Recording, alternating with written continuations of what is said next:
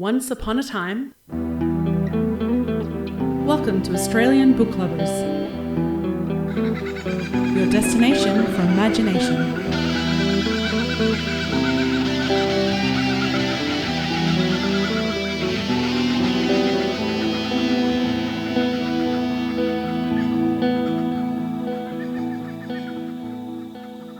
Australian Book Lovers acknowledges First Nations peoples and recognises their continuous connection to country, community and to culture.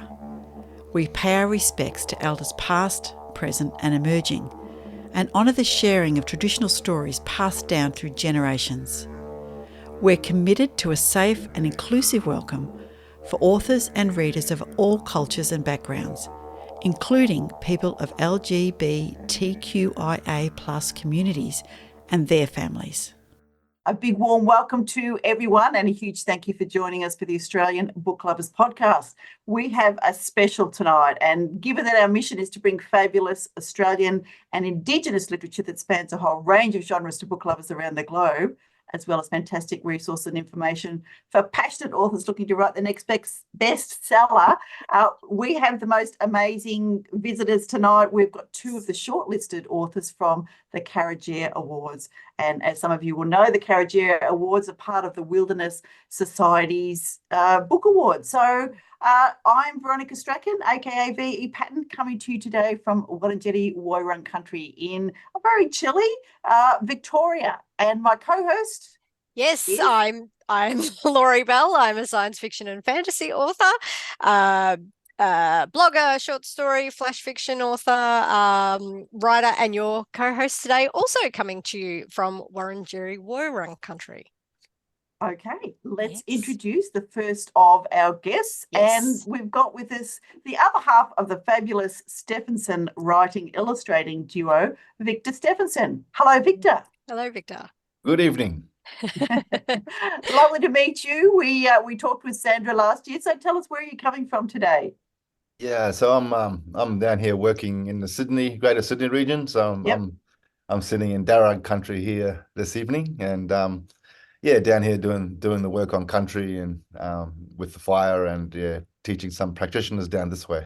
Fantastic. Absolutely fantastic. We're going to read your bios and things in a little bit, but I also want to introduce you to Isobel Bevis. Yes. Hello, Isobel. Hiya.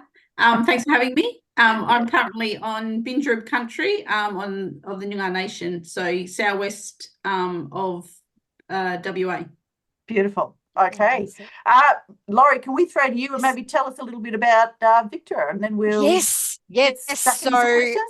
Yes, absolutely. So Victor is an Indigenous writer, filmmaker, musician and consultant. He's descendant of the Tagalaka people through his mother's connections from the Gulf country of North Queensland. Much of Victor's work over the past 27 years has been based on the arts and reviving traditional knowledge values, particularly traditional burning, which I'm looking forward to hearing some more about, through mentoring and leadership, as well as on-ground training with Aboriginal communities and many non-Indigenous Australians. He is the co-founder of Fire Sticks, an Indigenous-led organisation that aims to reinvigorate the use of cultural burning. Victor's first book, Fire Country, was published in 2020, one of those really bad years, in the wake of Australia's worst bushfires, and has sold over 13,000 copies since its release. So congratulations on that. Following its success, Victor wrote a picture book, Looking After Country with Fire, in 2022. And we get to talk about an amazing book today that I've just been squizzing over the pictures because they're absolutely glorious. The trees. So we will talk a bit more about the trees very soon. Yeah. Victor, can you tell us a little bit about moving maybe from, such a successful adult book? What made you think last year to write the picture book about country for kids? Writing for kids. Well, it's so important, and I've been doing this work for a long time in terms of trying to get Indigenous land management and values into mainstream around looking after our landscapes. And, it hasn't been an easy road over the years. And let's face it, yeah, you want to get away from that side of things, of banging your head against a brick wall, and have a bit of fun, and you know, and do stuff with music and write some stories for kids, and you know, and that's just part of another part of me, you know, in terms of what I want to do with you know, my artistic side of self, and with the music and doing the songs for the books and writing the stories, and you know, and getting my sister involved as well was really special, because you know, she's an amazing illustrator as well. And but you know, that knowledge base, you know, and understanding, you know, how we care for land, and you know, that Indigenous knowledge system is not known in the mainstream. It's you know, it's not really familiar within broader communities, and you know, a lot of, so it's really important that it's taught. And so I thought to myself, well, even the adults don't know the content that's going into the children's books, so it's a good opportunity to write children's books, and in a way that's fun, colorful, and also you know, at the same time, you're teaching the adults, because the adults sit down and read to their children, or the children read the books and go and talk to their adults about what they just read. And it's a really beautiful way to teach knowledge and share knowledge, especially if the adults aren't familiar with it as well. So you know, that's sort of the part of it, but also getting away from the seriousness of all the work I've done in my time, and getting more into having fun. But finally, as well, one of the most important parts of all is that intergenerational target of looking after our country into the future. And you know, we need to hand down knowledge to the next generations, and we need to create a pathway for them. And writing books is one way to do that, and incorporating the song, and incorporating pictures, and incorporating story. It's all part of how we hand knowledge down, you know, and in a more modern way, through books this time. Yeah.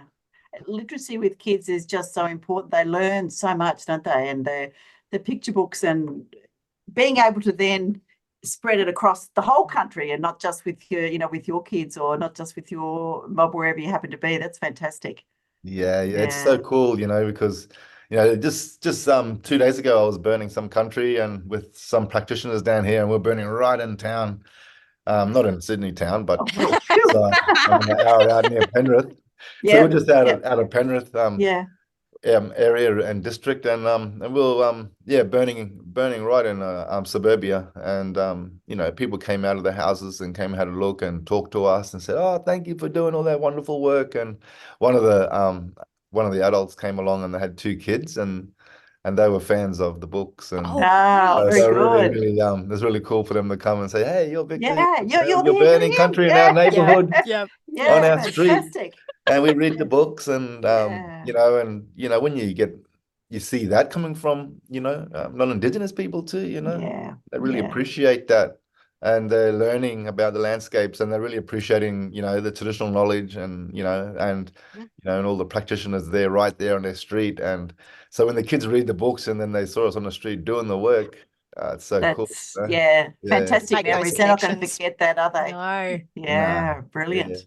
Talk about meet your fans at the coalface. That's fantastic. That's wonderful. All right, I'm going to say a little bit about Isobel. Let me just grab, I've got so many pages open here with so many fabulous bits of information. So let's have a look. Isobel Bevis is a Wilman, Noongar and Billabong woman. She grew up in a large Noongar family living on Wilman, Budja. Isobel is a teacher with a Masters of Indigenous Languages Education, and is passionate about education and supporting Aboriginal students and families. She started writing to stay connected to family and culture, with her strength and knowledge coming from the matriarchs in her family, and she has loving memories of listening to her Nana's stories. So, Nanas, how important are they, Isobel? Amazing, the matriarchs and the stories. There's a fair bit of Irish in my language, in my ancestors, and they love the stories. Really good storytellers. But Aboriginal stories have been around for 60,000 years. You know, this is where the love of country and the connection has come from. So with your modern languages qualifications, how is that now translated into sharing the stories of your nana and of your family, of your mob? Oh, look, it's pretty important, but yeah, unfortunately I had to do my Noongar language teaching through the Department of Education. My nan had passed on, even sorry. hearing the language. I left it, I probably didn't, you always think your grandparents are going to be around forever. So you don't think that, something I need to do right now. I can do that later. And of course, later comes that it's now too late. So I did the Aboriginal teacher training program through the Department of Education. So that's how I started my teaching journey, I should say. And so learning the language and then being able to teach it is how I learnt it, really, at the same time that the kids were learning it. And then so now being able to share it in a book, you know, it's a privilege that I'm just so happy that I've been able to do that. And you know, I don't take it lightly that it's not a common thing that happens definitely not in my family or in my community. So yeah, I'm pretty lucky that I've been able to have a dual language book published. Yeah, absolutely brilliant. And supported this year, I think Harry Hartog is the publishers there, you know, offering 10% back from all sales. So listeners, please go out and buy, you know, particularly Victor and Isobel's book, buy all of them, but, you know, go and buy those, because I think the dual language is incredibly important. You know, one of the groups that I love the work they're doing is the Indigenous Literacy Foundation, and I know they do a lot of work with language and trying to get kids to see, you know, language of their own, you know, particularly up around the northwest there and in Northern Territory. Yeah, fantastic. So, congratulations. Can I read a little bit about the blurb, if that's all right? Let me get my book out and then we'll ask you a little bit more. So, and of course, we should talk about your illustrator, who is Leanne. We better acknowledge the illustrators who are not there yet. So, Leanne is a descendant of the Wurundjeri and Goreng Noongar tribal groups, and she started painting in 2016 when her mother, who was a landscape artist, encouraged her to take up art. Leanne works with acrylics, and the backgrounds of her paintings are created using an acrylic pour technique. So I'm not sure if you know much about that, Isobel, or we have to leave that one to Leanne. Her art's inspired by the natural environment in the southwest of WA, which is fantastic. So the book that, of course, Isobel and Leanne have written and illustrated is called Neringa Ancestors. Inspired by love of country from an Indigenous perspective, every family will relate to this beautiful bilingual picture book as brought to life by Noongar storytellers Isobel Bevis and Leanne Zilm, highlighting the rich cultural heritage we all share. The book features gorgeously hand-painted images of Australian flora and fauna. Okay, Laurie, I've been hogging the airways there. You're sent for a question with Isobel. Oh, well, Isobel, again, what, I guess, your writing journey, how did you really kick off with that, particularly with children's books and a picture book? I'm an accidental author. Love that. Never dreamed or thought I would be a writer, let alone an author. But writing isn't something new to me. Like I enjoy teaching English. I enjoy writing, and I enjoy doing that with my students. But writing a book was not on my list of things I'm going to achieve in my lifetime. It was just a way to be connected during COVID. So I just started writing the stories that I grew up listening to my nan share.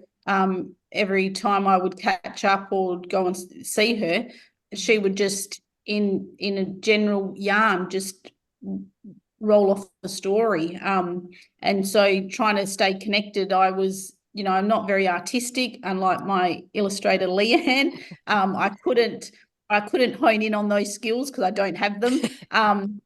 I tried the knitting that I thought would be all right.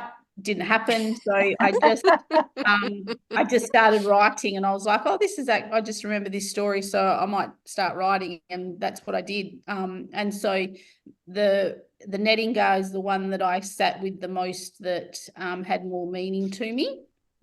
And so that's the one that I had sent off by the pushing of a very close friend of mine, who I took the courage to share it with him and say, what do you think? And he prompted me to, I think you should send it off and see what happens. And here we are. Here you are. Wonderful. Fantastic effort. Yeah. Beautiful.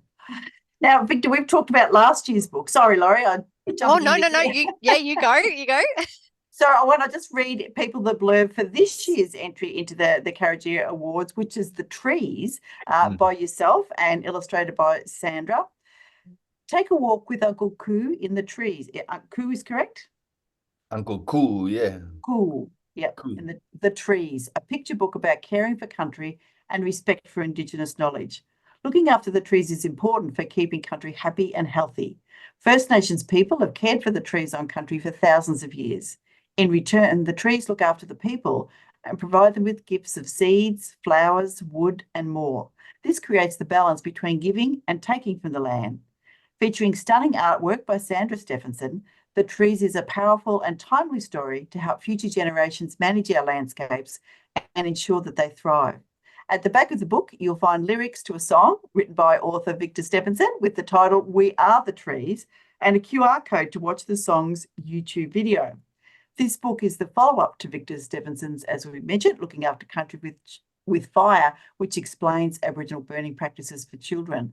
So we better mention Sandra. Sandra Steffensen grew up in the small tropical rainforest village of Karajia, and then moving to Sydney, lived there for 15 years, and she moved back to far north Queensland 13 years ago, lured by her childhood memories and connections to the local landscape. So her maternal grandmother is from the Tagalaka people of the Gulf country of North Queensland, and Sandra teaches visual arts, specialising in the practice of ceramics. She uses the sgraffito technique, and I know we talked to Sandra last year about that, to adorn her functional pieces with intricate illustrations of local landscapes and the wildlife inhabiting them, to remind us of the beauty and the role they play in this world. And in 2022, of course, Sandra illustrated Looking After Country with Fire, written by you, Victor. All right, Laurie, your shot. I've got so many questions. Okay, so Victor, working with Sandra, who comes first? Is it the words and the story that you put together, or her amazing artwork? It's the story, yeah. So so I write to the publishers, and obviously submit a script, and that's basically the first step in writing a book, I guess, as an author. And writing Fire Country, with no illustrator there with the adult book, that was my first thing. And so writing a children's book was just sending in a script, and then they said to me, "Oh, you need an illustrator for this." And I said, "All right." And I thought about it, and I thought, "Oh, my sister," but she hadn't been titled an illustrator before, so she had to send in a few pictures and stuff to get the job through the publishers. But at the end of the day, it speaks for itself. She's an amazing artist, and I've always admired her work as a little boy, as a young fella, and when I go out, play outside, come back and see where she's at with her painting, go out and come back again, and it was always really wonderful work that she always did. And having her to become the illustrator, well, that was a great thing, because we have a good relationship together and we work well together, and she knows my work. She knows all about what I do and my passion for that. And I also know that she's very passionate too for, writing, illustrating, plants and country and, people, so cool. Yeah. So no arguments, even though it's your siblings, sister, brother? No arguments, not at all. No, we only argue when we eat seafood and fight over the grab hold. But at the end of the day, it's working with her on as an illustrator, it's just so easy because she's so good at what she does, and and I do what I do, and and before she does start illustrating, we go through all the text. I tell her what I really need, and it's really specific as well, because we really need to make sure that the pictures really give justice to the words, Mhm. and that the pictures also show other information that isn't in the text through the pictures, Yeah. like what kind of animals in the ecosystem there, what sort of trees, and you know, the fire over there in that little part, or you know, the trees itself, and you know, what kind of trees we're talking about. Make sure they're correct and the landscapes are right to the text. So just a little bit of sharing around you know, really refining the, you know, what we're targeting, and but I don't really have to do much, you know. She just does it, and I look at it and I just go, wow. I say, yep, that's it. Yeah, that's it. Yes. The artists, the visual artists are amazing when they can take the ideas in your mind, aren't they? And as you say, with picture books, it's so important to have the whole page an adventure and tell so much more information than just the words. Yeah, brilliant. Yeah. And she's like, yeah, she's just so good at what she does, and you know, and yeah, I'm just so proud of her as well, and to be able to, you know, work with her, and you know, in a way that, you know, she becomes an illustrator. You know, that's something really great, because she's been an art teacher all her life, you know. Oh, Like, wonderful. doing distant eds and art as an art teacher and distant education and stuff, and you know, and you know, she wants to way out of that, and you know, and she's an amazing artist. So getting her the gig to be illustrator was a special thing, and I'm glad, because she really deserves it. Brilliant. Yeah. All right. Isobel, tell us about putting the words and pictures together for you. How did you and Leanne get together? It took a very long time. Okay.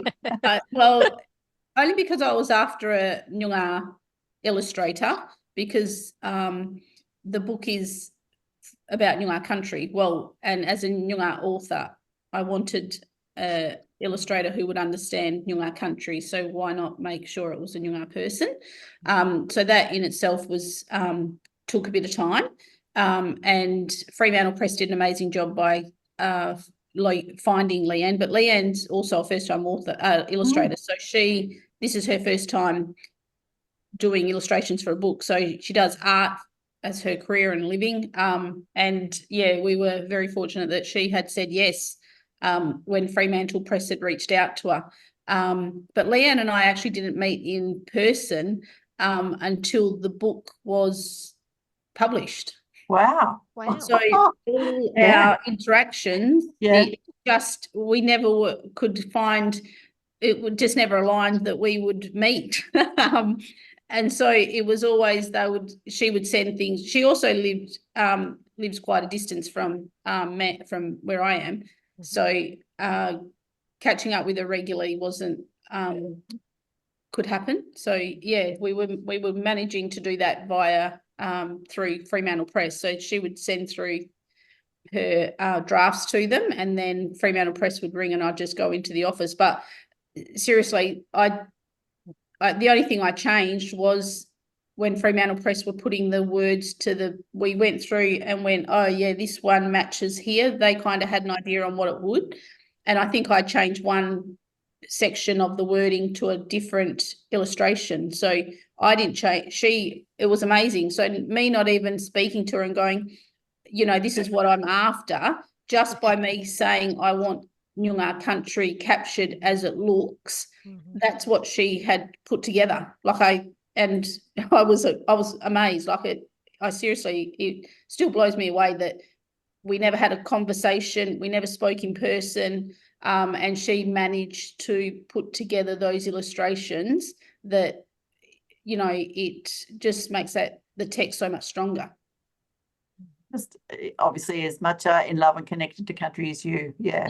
You had that language even without speaking. Beautiful. And that is, it's a blessing. So and it is pretty beautiful country over there. I mentioned it before we started recording. I spent a couple of years in WA, and it is pretty amazing. Your trees are a bit short, though, you know, compared to Victorian trees. We'll just say, apart from down south. I was going to say, you need to go down as far as Manjimup, you know, to Bridgetown, where we have the very tall trees. Trees like they are beautiful. It is an amazing country. You know, you can go from Victoria. I'm near the Macedon Ranges. You know, we sort of Warrung Tungranong country here, and it's just, you know, we've got the it's not rainforest, which you've got up, the far north there, Victor, but it's, we've got forest and we've got mountains and we've got oceans and we've got deserts and we've got, the beautiful grasslands and everything. It's just fantastic country.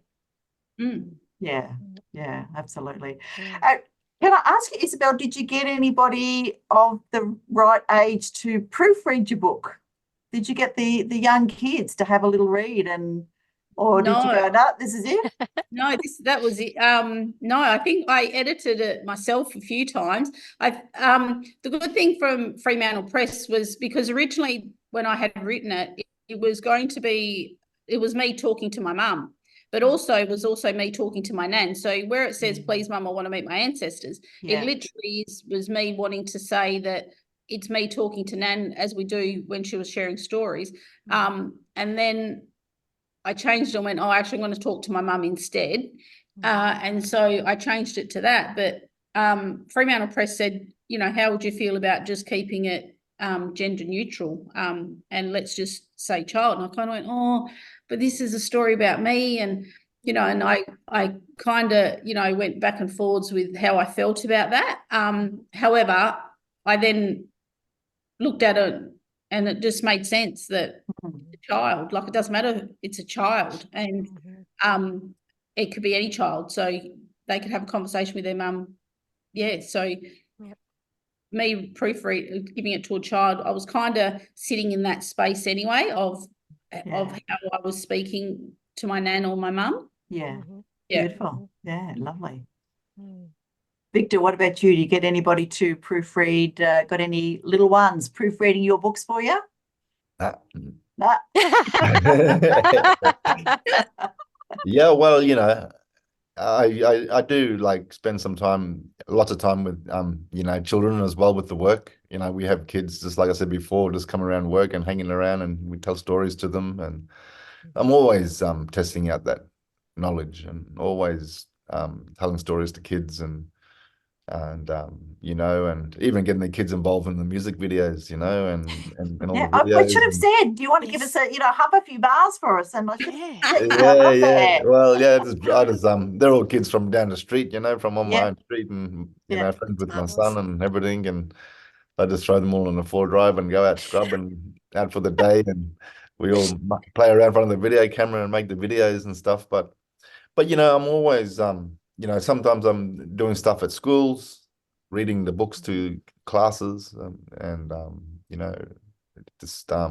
different occasions when I'm asked to come and sit down with kids and read stories and stuff. But that knowledge is just fascinating, and for me myself and my own experiences in learning that knowledge, sitting by the fire, listening to the old people, and that is you just sit there in awe, just listening to that stuff, and so you just know that it's just gold.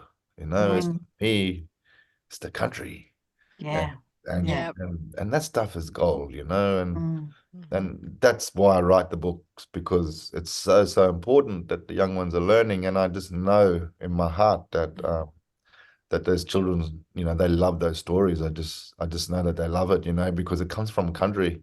And sure enough, I get a lot of comments back from parents, except they go, oh yeah, the book was great and everything, but then they go, oh, and then they play that song over and over,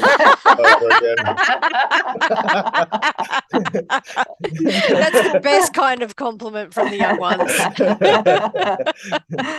Wiggles at your heart out, Yep. Well, actually, I wanted to ask about the speaking to children and reading the books to classes, and sort of a question for both of you.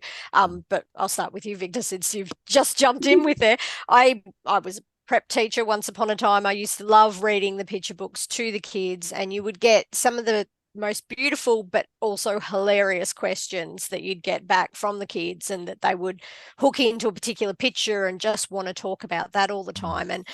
And in looking at this amazing book, there is that one image that I don't want to spoil it too much for anyone that doesn't get the book, because you really do need to, but that darker image with the sickness of the land after the bushfires, and does that get a lot of comment from the children that you talk to? Yeah, I mean, the kids are really receptive, they really understand, and they really take in the knowledge and take in the situations. And I really write the stories so that they really relate to all children and everybody, any person that reads it can relate to how that fits into our modern world today.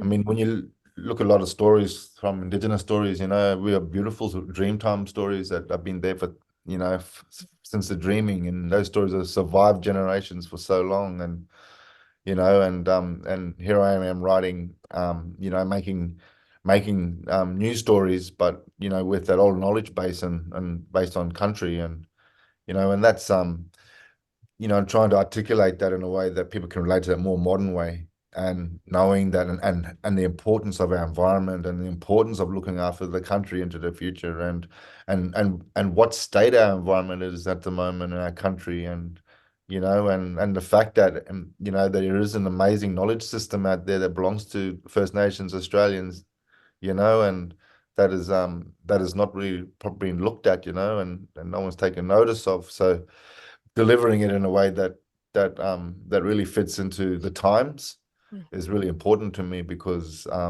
that's where I know it really hits home. And when I read it to all the children, they all relate. Oh, the trees, and don't cut down the trees, look after the trees, and they get to learn how important they are for the animals, and and also the many gifts that they give us, and all the wonderful things that come from them, and the rules that come with the trees too. And, there's rules, about trees, not to kill the tree, and all these things, and teaching them how they can also help, and how they can be, and how they can also help and be part of the tree family, and and be part of that. And I think that's, really what I really aim at for the young ones. So they do go home, and they go home with information, and they go to their parents, they go, oh, we learned about the trees, and we learned this, and we learned that, and we learned this, and and that's knowledge getting into them young ones at a young age. Yeah. And that's priceless, and that's what makes me write the next one, and that's what makes me really enjoy doing the work. Yeah, absolutely. And Isobel, with your the gorgeous pictures that come through in yours, and it is a Willy Wagtail with the first, that intro, yeah. And do the children really pick up on that family connection, and listening to parents tell stories, and having that knowledge base come from that older person in their life? Yeah, and I think that the reason why we chose, instead of any people in the book, and to show a mother and a child speaking to each other, it made more sense to have two birds or two animals having that relationship and what that looks like. Also, because we know that if we were to further discuss with kids about Aboriginal people and our connection to totems and what that means, then once our ancestors pass, they return to us in country. So it wasn't going to work if we had humans in there. But the kids picked up on the fact that there were still footprints throughout the book, and picking up on, well, yeah, but there's no people as well. So there's the footprints there. Oh, that's because they're just walking beside you. You don't have to see them. But one kid actually pointed out that, well, actually the footprints, I was told, is the only thing you should leave wherever you go. And I said, yeah, that's true. You should. Like, you take rubbish with you. You want to leave country as it should be, without any touch of human life, because, like Victor said, we need to look after it, and it's got to be left as it is, without us impacting on country. And so the kid that picked up on it, I wasn't expecting it. And I said, well, yeah, that too, absolutely. We should leave our only thing we leave behind are our footprints. So, kids picked up on the illustrations and the deeper meaning without me even having to explain that in the readings with them. So yeah. Yeah, we do underestimate They're our so kids a bit, perceptive. don't we? They know. Yeah. I know. Yeah. And they're so enthusiastic as well that they're there before you are with wanting to help, wanting to do, what can I do? What can we learn? Yeah. And how do we help join? I guess kids kids are crazy talented and have if you let them be, they will share much more than we actually give them credit for. And the little curious minds that you can have deep conversations with. And from that book, I've had plenty with more of the younger kids than I have with the high school kids. And I suppose being a children's book, that's what I was hoping. So yeah, kids having connection to that, but also then having connection to that if ever they're out on country or they're at the local park, or their parents have taken them to another state, and they're country still means you need to look after it. Doesn't matter where you go or which part of country you're on. You have a sense of responsibility to join Aboriginal and Torres Strait Islander people to look after country, because we're the minority and we can't do it alone. And so these books that highlight that knowledge to children, they will hopefully take that with them to go, well, one day when I'm in politics or one day when I'm making those decisions, I actually remember the book that I was read to on what my responsibility is. And kids' books stay with you. Yeah. While Veronica's having a coughing fit there. But I mean, I remember the picture books that I read when I was a kid and read with my nana and papa and in school, and those books do stay with you as you grow older. So having that connection in with the really young ones is a great way of introducing them to wider concepts as well. Yeah. And language, how important is that? That now there's, more words out there that the kids can remember and that they can read every day over and over again, like Victor's song, but they can, say your words over and over. Yeah, this is good. Victor, can I ask you about the next book? You said you had book 3, children's book underway. So we've done fire, we've done trees. What's next? Yeah. So now the animals is next. Wonderful. Yeah.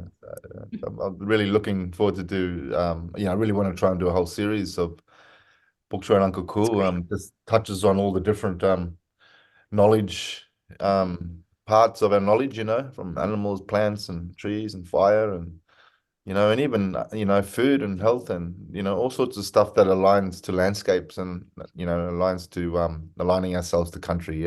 So so animals is next. I'm pretty excited because we eat animals too.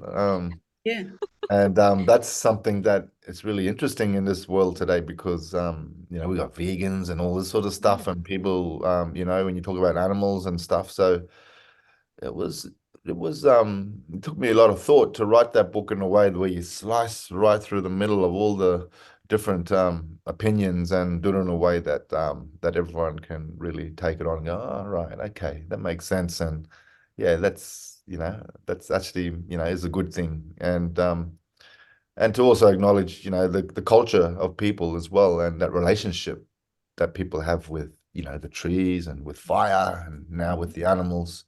And the animal song is a real kicker too. So. Looking play that over one. and over, I'm sure. We might have to put one of the songs at the end of this interview, and then people can have a listen. Yeah. This is good. Any adult books coming up? What's next for you in the adult line? In the adult line, I've just I've been writing for a little over a year now for the next adult book, and I'm the same as Isobel. Like I never thought I was going to be a writer. I was just a surprised author too. So when I read Fire Country, I had no idea I'd ever in my life I'd be an author. No idea. I failed English bad. But at the end of the day, it's storytelling and but you're still a storyteller. knowledge, and it's all based on experiences, and and you know, so many experiences and continued experiences that are happening, you know, in my life as well, with so many wonderful people and landscapes and the challenges with that as well, you know. So the next book is steering a little bit away from fire, but still holding fire, and it's going to be called The Knowledge, and you know, and we don't know yet, it could change, but at the end of the day, yeah, I'm really excited about it. And it also incorporates all the overseas work I'm doing and different countries, and showing the similarities between landscapes and through Indigenous knowledge, and you know, and solution based, and it goes into economy and agriculture and all sorts of different aspects, and where traditional knowledge. So fire is still there, but it's more talking about the whole knowledge system, and I'm really excited about it, because it's always what I wanted to do, was to express the entire knowledge system. Sometimes I just roll my eyes and people call me fireman. Because there's so much more that about what I want to do and share, and now's the time to do that. So I'm excited. I'm excited, Victor. Yeah. Well, I think you just that's already on my list. Oh, you inspired me now. I'm going to go right after this finish. An hour session. That's good. Excellent. Yeah, and look, so much more about, you know, cultural practices and cultural thinking. And I read Tyson Younger Porter's book about sand talk, and you know how just the different interpretation of the world, and he talked to a lot of Indigenous First Nations people around the world. Just so many more amazing ways of looking at the world than, you know, we throw up on the media and the, you know, the English and US stuff. And it's just, it feels just so much surface. You talk to First Nations people, always connected to, you know, to country and water, and the stewardship is there, and understanding how we live alongside, you know, rather than, you know, just the take. Yeah, so beautiful. Get writing, Victor. Get on. Come on. Isobel, what about you? What's next for you in terms of stories? Oh, look. Look, I've got a couple that Fremantle Press are great, and you know, they've asked, am I ready? And I have a couple, but I still just love teaching. Like I took up teaching because that's what I wanted to do. And I'm at a high school, and I just love the kids, and I love what I'm doing. I have a great team that I've got, and I'm working with. Like this week's our NAIDOC week at school, and I just enjoy being at school. And so the book, when I do, you know, I'm going next week to do a book tour down to Albany, which is the furthest point of Noongar country, and I'm really excited, but I'm being taken away from my teaching. You know, kids go, oh, Isobel, can we do this next week? And I'm like, oh, I'm actually not here next week. And look, you know, just we're going to have a relief teacher, you know, and I feel really bad because I'm passionate about, and the community that I teach at, it's just more than my writing at the moment. And I don't know if I'm also ready to give up my first book. It's like this baby that and Victor, I don't know how you felt from your first one to your second and your third, that if I have another one, what happens to my first one? Like, you don't worry about it. There's water under the bridge. And so that's my fear at the moment, Victor, is that this first book will just get pushed along. But look, I'm excited, and I would like to do the second one, but I just need to balance at the moment and work out a few things. But look, watch this space. It'll it might happen. If the bug's got you, it might happen. I just keep saying I truly believe that my Nedinga, so my ancestors, led me to this point, led me to write the book, because I honestly can't explain it. If I look at, so when the book came out in August last year, it was like the 23rd of August or something. My mum had passed away on the 15th, and I think she knew. I think she knew that and my grandmother, my gubbly, they knew that I needed something that was going to carry me through that grief. And so when the book came out and I lost my mum, I was in this, like, what am I doing? Like, how was that? But the book has gotten me through to now, it's coming up to a year for my mum, that I don't know if that would have happened if I didn't have the book. And so I keep saying that my journey will happen, and it will happen because I've been guided in that path. So, you know, if the second book happens, it'll be because I've been guided, because it's something that my ancestors think I need. So, yeah. Yeah, that's beautiful. Thank you for sharing that. Yeah. They'll be telling you to tell the next one. That's right. Yeah. Yeah. And if your mother and your nan say get on, that you will then you better. Yeah. That's right. Yeah. Get on with it. Get on with it. Exactly. So do you teach language at high school as well, Isobel? Yeah, so I don't. It's not through so instead of the Australian curriculum, we have SCARS, which is our West Australian equivalent. But I don't teach the kids through the WA curriculum.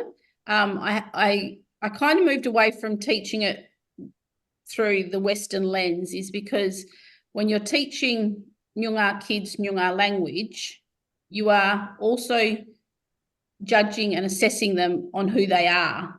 And I could not, and it happened after a couple of years of teaching, that this one little Noongar boy who is an amazing kid and was struggling reading, writing just in English, and then he was coming to Noongar language class with me and wasn't passing. And it like this poor kid who knows he's Noongar, who knows he has language, who know he has culture, and then I'm telling him, well, actually, you didn't pass that reading or writing assessment. And you know, that's the arguments we will continue to have with the Western system, is that Aboriginal kids who are learning who they are through language and culture, you can't assess them on that. No. Because you are taking away who they are.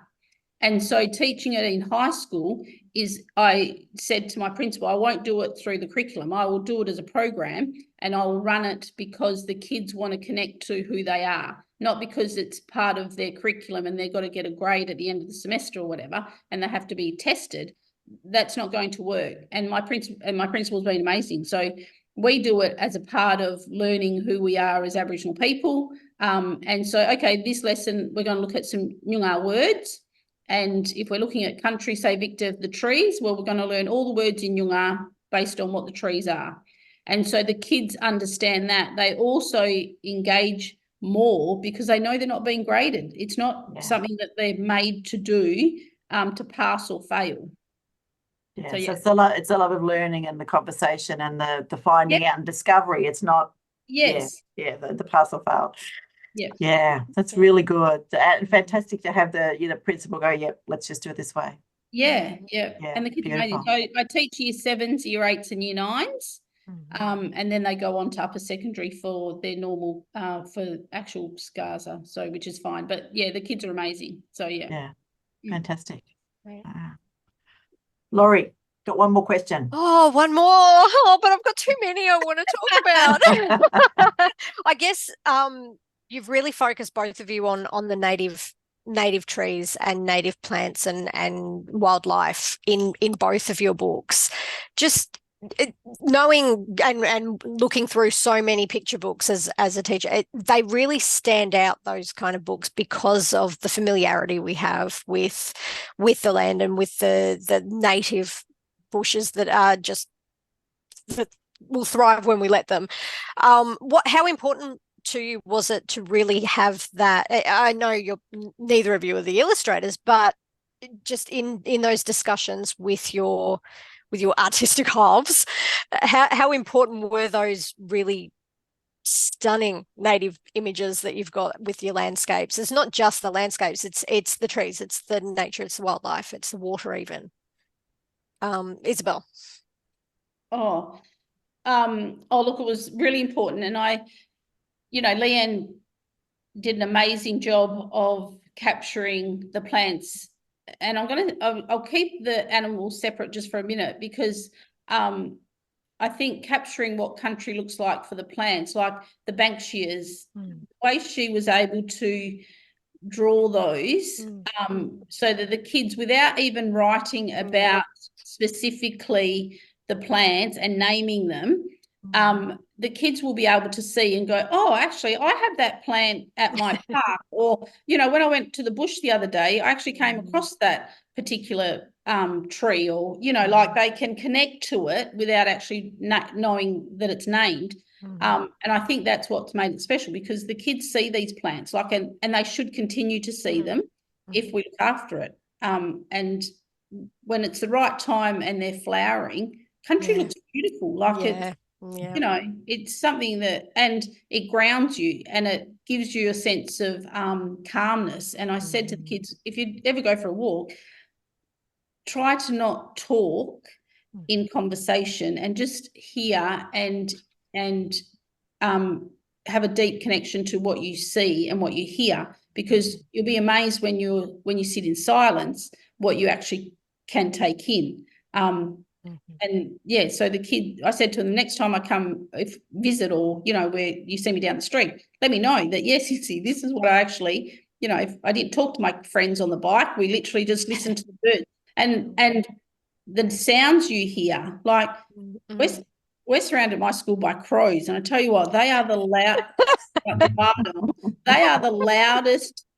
birds, and they are noisy. Like, I could be on the phone and you could just hear them, and I'm like, I need to tell them to be quiet, please. Just yeah. Victor? Yeah. Same question. So all your such beautiful imagery of all your native plants and how important they are to work with the water, with the land, with the dirt, tree roots, keeping the dirt from falling into the rivers, all those sorts of just beautiful that comes through. How important was that for you?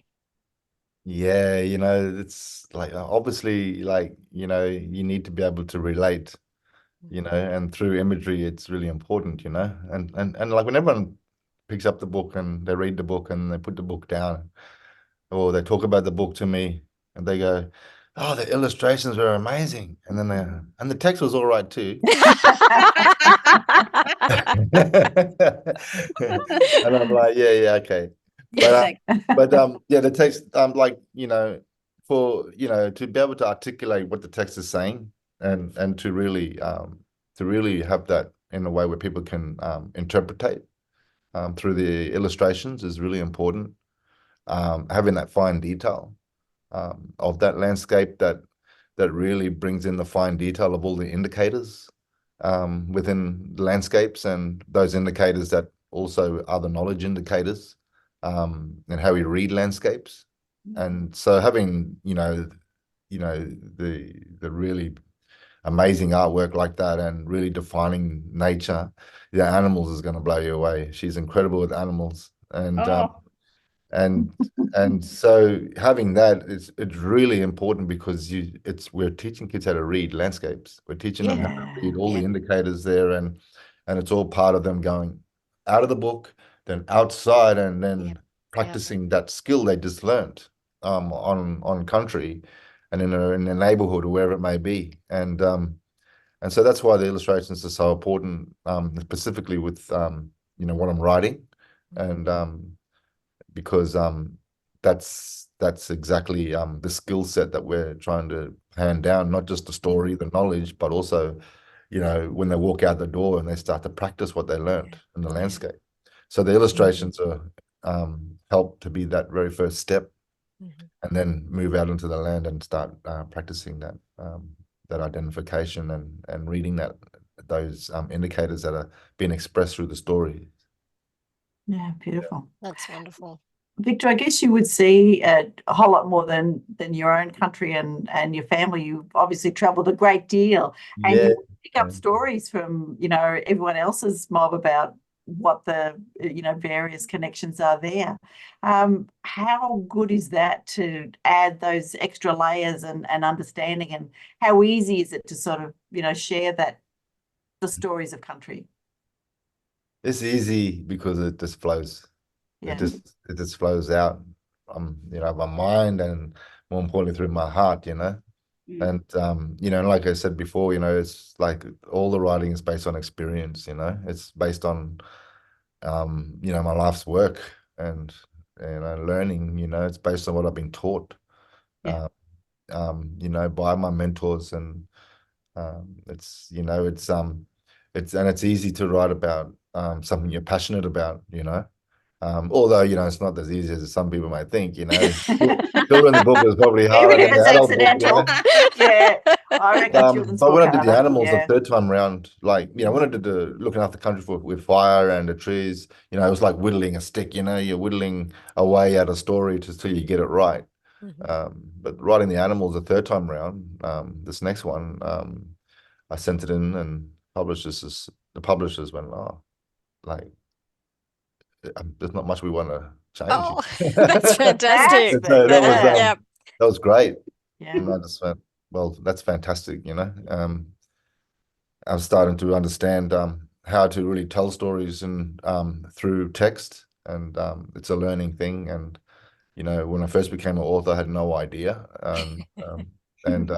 but now having a bit of practice at it, yeah, it's really really good. It's starting to get a little bit easier for me. But let's see how we go with the next adult book. That's going to be a Yes. challenge. Yeah. Can I ask Victor a question? Yeah, of Go course. for it. Yeah, sure. Because so are you ever scared or have a fear that, because what we write is cultural knowledge, like it's information that we've grown up with, we've been taught it by our families.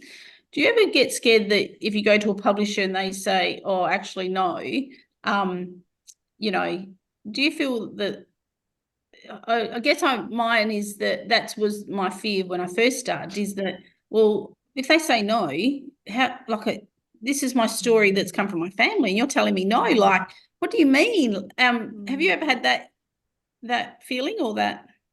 I guess when I first did Fire Country, I was terrified. Yeah, okay. I was like, oh, what are they going to say? I'm really embarrassed about sending in, what I've written. They're gonna laugh at my spelling. They're gonna laugh at my punctuation stuff. And I always thought it was about, like English class. My bad experiences of writing was coming from, and being scared and getting that was from school. Yeah. So the way that we were taught in school made me terrified of, as a adult and sending my writing to a publishing company, let your friend read it. So when sending that to them, I was like, oh, a bit nervous. But it's not about school. I realized that it wasn't about red pen and bad marks. It was about the story, and it's about the information, and it's about it being applicable as well to the times and to people, what people need to hear, and what's I really when writing Fire Country with Hardy Grant, I really appreciated how that publisher with Hardy Grant, they just allow me to be me in the book, and I guess that's what's helped me gain confidence, was having publishers that you work with that allow you to be you, and not try and change you or try and control you and those sort of things. And on the other side of the coin, if they don't like the story or the knowledge, then maybe go somewhere else, But at the end of the day, you should just feel confident about what you're doing, and that's certainly what I've learned, is just be confident and know that this is you telling a story. This is not you trying to pass an English class. Yeah. Oh, good. Yeah. Thanks, Victor. Yeah. Really good advice for all of us. Because you're a storyteller, and that comes through. It comes through in the words, it comes through in the music, it comes through in just the whole package. It's both of you. The words are just beautiful, and you really feel that flow off the page. Thanks. Yeah. Veronica? Well, yeah, that's Yeah. it. I need to wrap it up. We could That's it. chat all night, That's but it, that's it. You know, we've I've got so Great many more product. questions. you'll have to when you bring out, your third book and Yes. yeah, Isabel, Your next I'll one. just- Yeah, we'll be I'll tell you watching. when the next one's there. We'll be Excellent. waiting. I'm glad I have a few fans. Oh, absolutely. Absolutely. And then you have them coming up I'm to a you in the fan. street. Yeah, fantastic. So Victor Steffensen with your book, The Trees, and Isobel Bevis with your book, Ancestors, and I've just Edinger. gone and Yep. Edinger, thank you. I was going to say Noongar, but that's not appropriate, but No. it kind of is, because that's where you are and who you are. So good luck with the Yes. shortlist, and Yes. whether or not you win the prize. I think being shortlisted was such a wonderful award, and being able to chat to you both has been really a bonus for us, an absolute pleasure. So Yeah. thank you very much for your time. No, Thanks thank for you. that. And it's not about the awards, it's not why we do No. it, No. but all the same, thanks to Wilderness Society and for the shortlisting, all the same. Thank you very much. Yeah, absolutely. I join you, Victor. Thank you to the Wilderness Society. It was unexpected, and I'm privileged to be amongst great people in the category. So, yeah. And you can purchase, I was just going to grab the link. Where is it? There we go. So www.wilderness.org.au. If you go there, you can order the books directly through there, but also through Harry Hartog. So just get your hands on these absolutely fabulous picture books. Lovely. Okay, bye for now. Bye-bye. Bye. Bye. Let's meet again, where magic happens.